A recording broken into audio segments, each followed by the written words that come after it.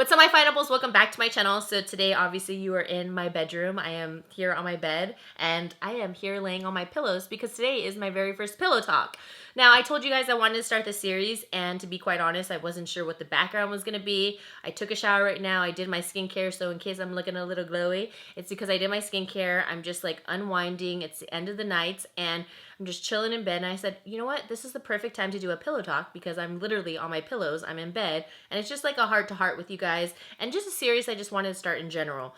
I'm by myself because Glenn is working tonight, so this is perfect because it's not like he's here and I'm like, hey, can you leave the bedroom because I have to do my pillow talk? So this is a good time. So hopefully the situation is okay. I mean, I don't know if I'm always not gonna wear makeup, you know what I mean? Not necessarily. I mean, I could be sitting on the bed with full-blown glam. Who knows what it'll be. I have a yellow lamp right here. We do have yellow light bulbs, so I have a ring light pointing up. This is my first time filming this, my first video, so bear with me. Let me know how you feel about the setup right here. I just want something very relaxed, casual, and no distractions, and just basically like a one-on-one so we can connect. So if you don't know, I upload every Tuesday, Thursday, and Sunday, and this is my first video of my pillow talk. And obviously by the title, it says I have never met my birth mother. So just to jump into that title right away, some of you do know, if you don't know, Mama Whoop Whoop is actually not my birth mother. She is my grandmother, and she has raised me, my grandparents raised me since I was 3 months. So I know some people are just like, what? Like, how have you not met your birth mother? We see her on your channel. We've seen you on your vlog channel and all of that. And if you didn't know, I do have a vlog channel. So if you want to connect with me or kind of see me like outside beauty videos and stuff like that, I do have a vlog channel, What Would Lizzy Vlog, and you can see all, you know, what I do and go shopping at Target and my dogs and just random stuff that I do. Let me say also off the bat, for me to be a mom or a dad, father, whatever you want to call your guardian, you earn that title. It's not just given to you. So I will not be stating, oh, my father or my mother towards my birth parents. I'm just going to call them my birth mom, birth dad, because they just birthed me. They didn't raise me. They didn't teach me anything. They didn't guide me, etc. That's like a whole nother video or whatever if you want to, which it actually ties into this, you know. It'll tie in, but that's why I will not call them my mom or dad. Those things are earned and they're not just given. Just to jump straight into the story, when I was born, my father went to prison right away, and my birth mother was just basically left to take care of me. Around 3 months, she decided, I am not capable of being a good mother. I don't know if I can handle this. I don't have the resources. I just am not capable. So she basically decided and told my side of the family here, I'm going to send Elizabeth, which if you didn't know, my first name is Elizabeth, but no one ever calls me that. I'm always Lizzy, like from everybody. I'm going to send Elizabeth out to Guam because that is my Pacific Islander side. If you guys didn't know, I am part Pacific Islander. She was going to send out to her parents out in Guam. And she thought that that was a good idea because she knew that I would be able to be taken care of and I would be able to be raised properly, yada, yada. Well, my side here said that they didn't want me to leave the States and my grandparents were going to take me in. And a lot of people kind of question like, oh, who is Mama Whoop Whoop, you know, the parent of? She is the mother of my birth father, which is my Latin side. So my Latin side was here, and they said, absolutely not. She's staying here. We're going to take her. Don't worry about it. Boom, done deal. So I didn't get sent out to Guam. I stayed here, and my grandparents raised me since I was 3 months. But right away after that, that was it. I was my grandparents. I was their daughter now. And so all my brothers and sisters that you guys see on the videos, those are actually my uncles and aunts. So my brother, he's my uncle. My sisters, those are actually my aunts. And then if you see my niece, she's actually my cousin, both my nieces. And so when you see me and I'm saying these things, that's actually who they are. But since I was raised with them at such a young age, that's why I call them brother and sister. I know some people can understand this situation. Some people cannot. Growing up, that was one of the things where people would always say, what? Like, how is that your sister? You guys don't look alike. And I've heard it all, you know, growing up. Going back to not seeing my birth mother, I was being raised by my grandparents. And finally, when I was like around 2.5, she contacted them out of nowhere. She was living here in California still. And she said, you know what? I really want to see her. Mama Whoop Whoop and my dad, and I call dad, remember, my grandfather, because he was my dad. He raised me. He earned that title, and he was everything to me. They debated and they said, you know what, I don't really know. Should we allow her to go with her? She's still so young. She doesn't know her. I asked my mom like what age, and she said 2.5. They were debating, should we let her take, Lizzy for the day? Like, how can we say no? Because this is technically, yes, her daughter, but at the same time, like, she's coming out of nowhere. So my grandfather, I called him Papa. He was always Papa to me. My Papa said, you know what, let's just try this out. Let's just give the benefit of doubt. Let's allow her to take her, but just for the day. She can't have her any longer, just for the day. She came, she picked me up, she brought me to her house. And you know what the crazy thing is? I'm like 2.5. This is why I really wanted to ask like my mom, like, how old was I? And she said 2.5. She goes, definitely not even like 3. She's like, for sure not even 3. And you know what's so crazy? I can tell you the entire layout of her house. Like when you enter, I remember there was brown carpet. I remember there being tile in the front. I remember the spiral staircase that went all the way up, across, and down, because we didn't have a staircase like that. How many rooms there were, that she had a white leather couch, and there was a stereo system right in the middle with a TV right above. I could explain the kitchen, how it had like a tile wall, and she had tubs of cereal, which I'll get to. And I remember the tubs of cereal in the plastic containers. And I remember like the whole layout of the house. I think I really know like the whole layout of the house because I was honestly traumatized. Like as a child going with a stranger, I remember everything. So the day goes on, and my parents said, they called her and they said, how's she doing? And she said, she's not really talking to me. She's not really saying anything. I still want to give it time. I want her to get to know me, like, so she feels comfortable. So my mom, Mama Whoop Whoop, she's like, I don't know about this. Like, I just want to pick her up. Like, she was just so concerned and upset, like, not knowing what to do. But at the same time, she wanted to, like, give her the benefit of the doubt for me to, spend some time with her. So then my papa said, no, just let it go. Just let it go. This is a one time. Let's just see how this is going to go. So then it starts getting a little bit later. So then my parents call and they're like, hey, when are you bringing her back? Oh, just a little bit longer, just a little bit longer. Hey, they call again. When are you bringing her back? They're like, oh, she's doing okay. Do you think, maybe she can spend the night?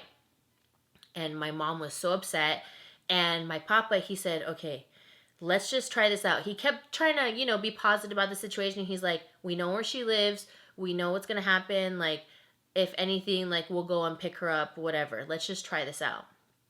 So I remember being in the room in a white crib while she was there ironing a ton of clothes. Like I remember a big pile of clothes on the bed and the ironing board, and I was just watching her. And I don't know, I remember like how the whole entire room is, which is so crazy. And what's so weird too is I actually remember a lot of stuff like when I was 2, 3, and 4, like a ton of stuff. But you asked me like what I ate last week, I wouldn't even know.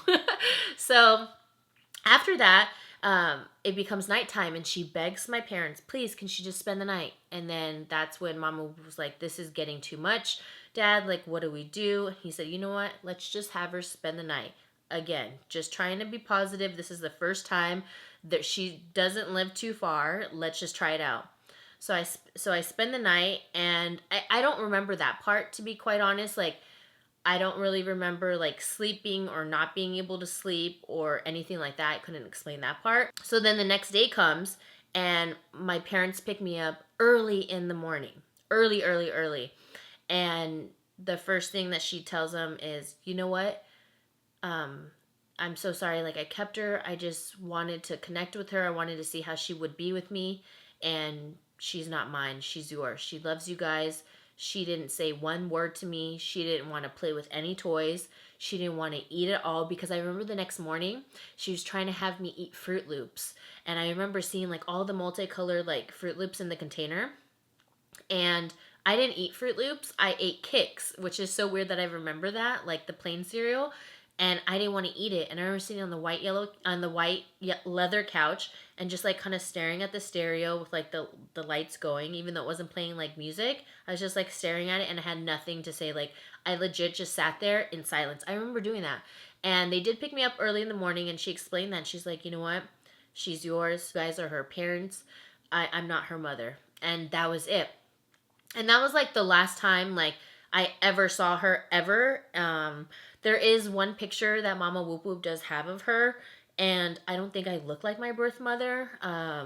I'm not going to show that picture or whatever. To be quite honest, like, I don't really care to even look at it. I don't know. It doesn't really interest me. It's like, you don't really get curious on someone that you don't know. That I'll go into. Now, that's when I was like 2.5.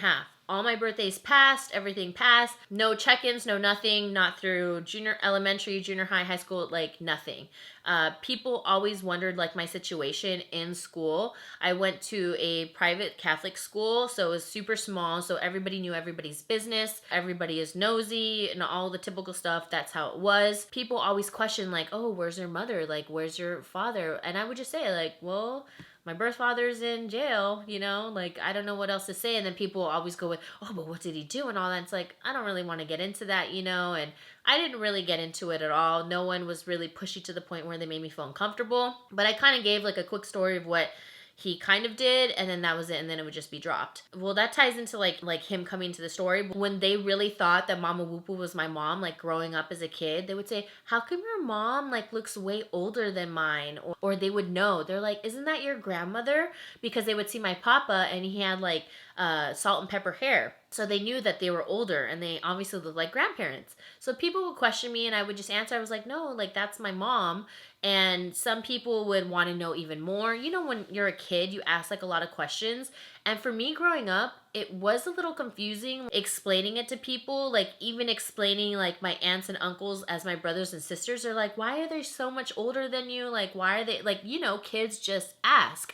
And it was like kind of weird just because I was in a small school and people wanted to know, other parents wanted to know, like, obviously other teachers knew my situation, but it was a little bit awkward, I will say, like, explaining that situation, especially when people knew my mom. Like, she was always volunteering, always at school. Everybody knew, like, my parents because they would always go on all the field trips and go everywhere, and they'd bring, like, pizzas for us, and they were always involved, like, super, super active, and everybody loved my parents in my class. So everybody knew them, you know? And like I said, I had a small class, you know?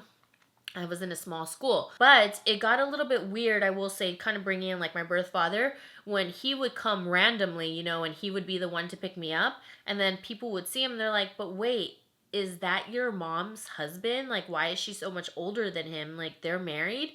And I'm like, no, like, that's my dad. And when I was young, I didn't know how to say birth father or sperm donor or whatever. So that was a really tricky situation too. And that I got so confused. I didn't know what to say. I'm like, no, but she's my mom. They're like, but then how is that your dad? Then she's married to him. I'm like, no, that's like her son. And it got so weird. Like, I didn't know how to explain it. And I was so young, and everybody else was obviously young. And did I feel weird some days? Yeah, because sometimes I would get kind of pushed to kind of answer. And then I remember this one girl. She was a grade older than me, a grade older than me. And for some reason, like, I really remember, I didn't think I was going to get emotional in this video, but I don't know, like when you're a kid, you're so innocent. There's this moment that I'll never forget at school. There's this girl, 1 year older than me, always constantly like bullying me, always saying something, making comments about my hair, always being curled or with like a bow in it, or certain shoes I wore, or the backpack I had. And it was so crazy. Like, I don't know why she was really picking on me. And I remember being at school and not really knowing what a bully was, but knowing that she was just like the mean girl. And I always wanted to like avoid her. Even I remember her making me cry. I was in 4th grade and she was in 5th. I remember her like laughing at me because I was in a grass skirt, and you know, and obviously I'm not wearing like a thong in 4th grade. I had like my underwear underneath my tea leaf skirt, and I was trying out for the talent show, and she was laughing at me because she's like, hi, I can see your underwear, look at you, you're shaking your butt, that's weird, that's stupid, like making fun. I was like devastated. I remember her like kind of getting in like trouble or whatever, but nothing too big. But I remember like her making me cry. And like within all those years, like when I really think about it, I'm like, damn, she was like really mean to me. If you guys haven't discovered now, I'm like a super sensitive person. And I think I'm super sensitive just because the way I was raised and everything I've kind of experienced. I think it just made me sensitive, period. I feel like my family is really sensitive in general, but I feel like I'm the most sensitive with everything. I mean, I guess I'm crying not because it sucks, to like really realize what someone was doing to you as a kid. You're already a kid, you're already so lost and so nervous and scared, and to be like kicked down while you're already like so scared and so young, that sucks. And now bullying and everything today is like to the extreme. My gosh, like talking about someone dancing in a grass skirt and seeing their underwear is like nothing these days. You can call me a crybaby all you want. I don't care. I have a heart, and that's all I can say. I'm not apologizing for my tears though. I remember this instant and it never ever left me. And this is when I was older. I was in 7th grade and she was in 8th grade this time. And I remember someone saying, "What happened to your mom?" And I remember it was like a day where we had all these different games going on in the parking lot, all these different rallies, and we had to go to station. Some sort of game day, I forgot what, but it included all of junior high, so 6th, 7th, and 8th grade. And I remember someone saying, "Oh, like, where's your mom though?" Like someone was just questioning me again, but they weren't asking in a malicious way. And she happened to like hear and be there because it was like all the grades on the playground. And then she's like, "Oh, her mom left her because she doesn't love her. She just abandoned her. She's an orphan." And I remember hearing that and I was like, I didn't even know what to respond. I remember not even saying one thing. And that was like the first time I ever heard like abandon and orphan in the same sentence, like towards me. And I was like, orphan? Am I an orphan? I remember being in 7th grade, and obviously now I'm older and I can really process it. Am I an orphan? Like, what do you mean my mom abandoned me? And it started making me think. It sucks that she said that. And she wasn't just like a bee just to me. She was just like a nasty person in general. And it was so crazy because her stepfather was like involved with the church and everything. And he helped with being like an altar server and all of that. And I remember becoming an altar server and being so scared and nervous that she was going to be there. And now like as an adult, like I'm remembering things. Damn, that really sucks. That's one instance where like it really hit me. I remember not telling my mom for a while, and then I remember telling her, I was, "Hey, like this girl told me," and she knew who she was, and she was so pissed off. Why would she say like I'm an orphan? I'm not an orphan, right? Like you're my parents. I mean, I'm not adopted. I was given to you guys. Questioning it because now I'm older and I didn't know how to take it. And then going into high school, if you guys didn't know, unfortunately, like my father passed right in the middle of my freshman year of high school, and then my sister, which was actually my aunt who lived with us, they both passed within 1 week. That was like the most traumatic event ever in my life. I can go into that, like everything me and Mama Whoop Whoop went through. It was definitely an experience, but that's like a totally different story. So let me know if you guys want to know about that. And then it was just me and her. Literally, we just had to fend for ourselves. We had to figure out how to budget. I started teaching when I was like 13, kind of like starting things, little things here and there. And then once that happened, I was like, okay, I'm going to take my talent and I'm going to make it into a job. So since I was a freshman on, it's honestly been like Mama Whoop Whoop and me. My brother did like live here, but like, obviously he already had his thing happening. He had kids and his wife, and then now he has a new wife and he's happily married, and then my other sister's there in San Francisco. So I didn't really get to see them all the time. Like obviously they came to visit for holidays and they came when they could come, and they have their own things and their careers and etc. And it was really just Mama Whoop Whoop and me for so many years. That's why we're very close. Like we are literally like this, and I'm very grateful, like so grateful to have her in my life. And so now let's go on to the story. When I was in college, now I'm in college, I used to do all these different shows and everything. And I would dance everywhere. I would do luau's every single weekend, sometimes 3 shows in one day. Maybe I'd do like 4 or 5 shows in one weekend, little commercial things and stuff like that, movie stuff, and just a bunch of like high-end parties sometimes, like all sorts of stuff. And on top of that, I was teaching at 4 different dance studios, and then I was doing dance workshops. So that's how I was making a lot of my money. And I also did freelance makeup, like for proms and stuff like that. Well, whenever we had a show, we would always ride together as much as we could, especially long distance shows. We wanted to like pocket our gas money, and we would go with the manager. And so they had a van, and this time I was like in the van, and it was super early in the morning because we had like a really long drive and we had several shows that day. So it's probably like around like 10:30ish in the morning. We're still driving. Like the show's like in the afternoon, and I'm in the very back row of the van. Had my headphones on. I'm just like listening to music, going through my phone, and boom! All of a sudden, I get a phone call, and I'm like, "Oh, who's calling me like at this time? This is so weird." Like usually, if I get a call, it's from my mom. Obviously, it's not my mom. It's not my family members, and it's in the morning time. If I get other calls, it's from my friends, and obviously I'm with my friends right here. I just thought, okay, let me just answer it. This is weird. So I answer the call, and I hear, hello? And I'm like, hello? And it's a man. Is this Elizabeth? And then that's when I'm like, okay, who calls me Elizabeth? This is weird because no one has ever called me Elizabeth. And I'm like, yes? Like that, like really creeped out. And then he immediately says, oh, well, this is your uncle. I'm like, uncle? What? What? Who's calling me? That's supposedly my uncle. So I was so confused, and I'm literally like sitting there in silence, like trying to process, like, uncle, what uncle would be calling me? Like, because I have family in the Bay Area, and you know how like you have your aunts and uncles and extension like aunts and uncles and all that, and they're all your aunties and uncles just because, you know, they're related to your family, all that. So I'm thinking, okay, who would be calling me? For like a long silence, and me just looking up front, like seeing if anybody heard that I answered the call, and everybody's just doing their own thing, listening to music, headphones, like, or knocked out, you know? And then he's like, oh, well, this is your uncle, and I'm calling on behalf of your mom. And I'm just thinking, okay, now this shit is just getting super strange. And I'm literally just sitting there like, okay. I didn't say anything on top of that because I was processing it like, what the heck? What is going on? What do I say? What do I do? He said, well, your mom really wants to meet you. And I'm just thinking, what is going on now? Now, this is super weird. I was like, all right, well, I'm going to have to call you back because I really don't know what to say. So I'm going to go now and I'll give you a call back. Okay, bye. And I hung up. I didn't give him a chance to explain anything or nothing like that. Well, he did say, I remember he said, this is your uncle. He goes, I know this is really strange for me to say that, but this is your uncle. That's one thing he did say. But then I just hung up and nothing. So I go back home, and after all my shows, I'm just like debating, do I tell my mom? Like, this is really strange. I don't know what to say to her because it's just a thing that she's always said within the years of me growing up, always constantly saying, what happens if your mom ever wants to contact you? And I would say, my mom. I was like, you're my mom. Like, what do you mean contact? And I would say this like from a young age. I was like, you're my mom. Like, I don't want to see anybody else. Like, as a kid, you know, I was like, ew, no, you know?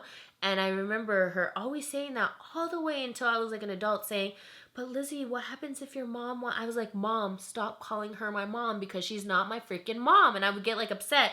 And then she said she would always elaborate, like, what happens if she wants to like take you to lunch or see you? I feel like it was a fear behind, you know, in the back of her head, thinking like, what happens if she comes back and then I just go off with her and we just, you know, I don't live with her anymore. I'm not her daughter anymore or whatever. I'm just like, you're crazy. Like, why would you think that? And she goes, I don't know. And I remember sometimes she would cry. That's why when that happened, that phone call happened, I was like, oh. It's like, I don't know if I'm going to tell her this information. I remember telling my sisters, I was like, okay, I got this call, blah, blah, blah. And it was just like so awkward. And then I finally told my mom.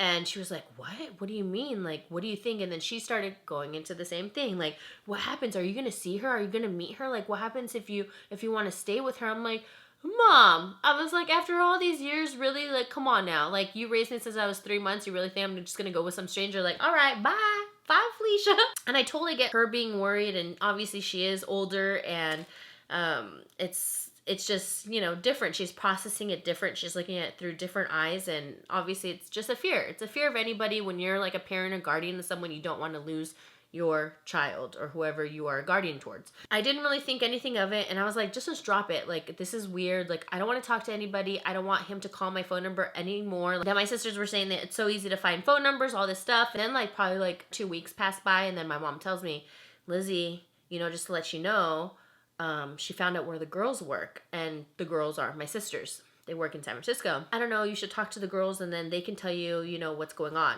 So I talked to my sister. She got a hold of where we work and she was begging to us, please, I need to meet Elizabeth. Like, I have to see her. Like, I want to see her. Please let me see her. And their immediate response was, you know what? Well, she's an adult and that's not up to us anymore. That's up to her. And then they were explaining to me that she was begging at least to see a picture right now. Like, let me just see a picture. Can you please email me a picture? They're like, no, we would have to ask her if that's okay, and we'll see if she gives permission for you to at least have a picture right now or whatever. So when they told me this information, absolutely not. Don't send a picture. I don't know who she is. Like, why is she coming like out of the blue? What's going on?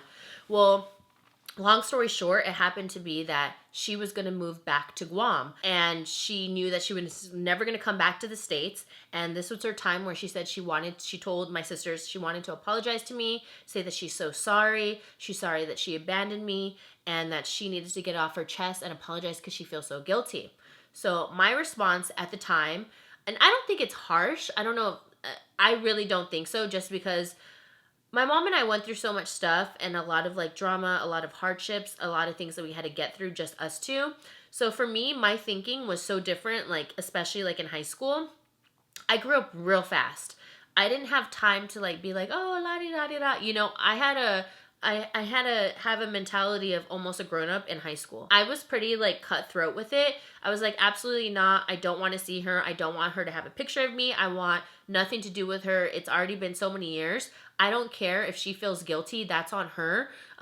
Tell her thanks, but no thanks, and I'm good. And I made a joke with my mom because she was really freaking out. I was like, you know what? I do want to meet her. And she like freaked out. I was like, yeah, if she's holding like one of those big lottery checks, like with a big signed check for like $1 million. I was like, if she has a check with like my name on it, like those commercials, I was like, I'm down to meet her just to make a joke, you know? I really wasn't serious. Like I wasn't going to take any money from her. I wanted nothing to do with her. And it wasn't out of like, out of malice. It wasn't to be malicious. It wasn't to like get back at her or anything. I just told my mom, look, this is the situation. And I remember telling her, I was like, if I meet her, I really don't see this doing any good for me. Personally, I knew it wouldn't bring me any happiness or anything because I'm going to meet her. It's a stressful situation. I'm not curious because I always said this, you can't be curious about someone or something that you just don't know. They're a complete stranger. Like I had zero connection. So it's like out of sight, out of mind. So why would I care now? If I met her, I don't think it would do any good for me because I mean, what good is it going to bring me? I'm fine without her. And if anything, it could only bring bad. So I don't want to take that chance. So I'm going to stick it to the middle. I'm going to say, no, I'm done. Tell her thank you for doing what she did. Thank her for having my grandparents become my parents, and I appreciate that, and let it be. And that's what I said. I said, you can tell her that. I said, don't feel guilty. I've lived a beautiful life. I'm still living a beautiful life. I'm so glad my grandparents are my parents, and that was it. And that news came back to her. I heard that she was completely mortified. She was crying. She was still begging, like literally having a nervous breakdown on the phone, I guess. And that's what they told me. And they asked me again, like, do you think, she's still asking? I was like, no, like the answer is N-O. No, I'm done with it. I want to go on with my life. We've already gone through so much and still going through things. I'm done and I'm okay, like thanks. And I kept saying thanks, but no thanks, I'm good. And like I said, it was not out of just like getting back at her for abandoning me, because she didn't abandon me. Like I got brought up in a beautiful family. I wouldn't change one thing. I'm grateful that she made the decision to say, I would not be a sufficient mom. I cannot take this title. I cannot handle this situation. And I am not responsible enough to, raise a freaking baby and this human being. So I give kudos to her for that. And that's basically it. Like I've never had any more contact with her since then. Oh, I will say though, but when I did get that call from like my uncle, within those 2 to 3 weeks, I would get phone calls on my cell phone with silence. I would like randomly get a call. I'm like, hello? And it's just silent. And I never got like, prank calls or anything like that. And within those 2 to 3 weeks, like once I finally hit like the 4th or 5th, I remember going literally psycho, like, who the F is this? Stop effing calling me! Like freaking out because I was like, who is doing this? Like stop, because I had a feeling like it must have been her or something, and I just flipped out. It was like, that's weird. Because obviously they already had my number. I told my mom that and she's like, oh my gosh, she must think that you are so psycho. I was like, well, they keep calling and there's no answer and I don't want her to call because it was like blocked or private. Obviously she went back to Guam. But when I was like around, like I think 8 or so, I remember she did try to contact her and my papa, and she asked if she could bring me out to Hawaii. Our whole like family, I can't say family because I don't know them, but that side of my family tree, I'll say that, because I'm not like trying to be disrespectful or anything, not like ew, I just don't know them. They have like a family reunion all the time. in Hawaii. She wanted to bring me to a family reunion in Hawaii. Isn't that crazy to like not have any contact and all of a sudden want to bring me to Hawaii? And obviously my parents were like, hell to the no. I loved being raised by my grandparents. I love the relationship my mom and I have. I had a great relationship with my papa, you know, rest in peace. I wish he was still here. I know he's watching me. And yeah, I can't really say more. I know some people say like, don't you feel weird and all that? You know, I really don't.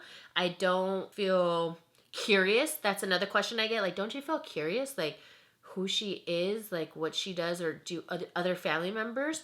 And I always say the same thing. I can't be curious on something that I've never known. And she wasn't my mother. She didn't raise me. She didn't, you know, anything. What she did was the right decision though. Honestly, all I can say is I feel very blessed to have the family I was able to be raised with, and that in itself is the biggest gift I ever received in my entire life.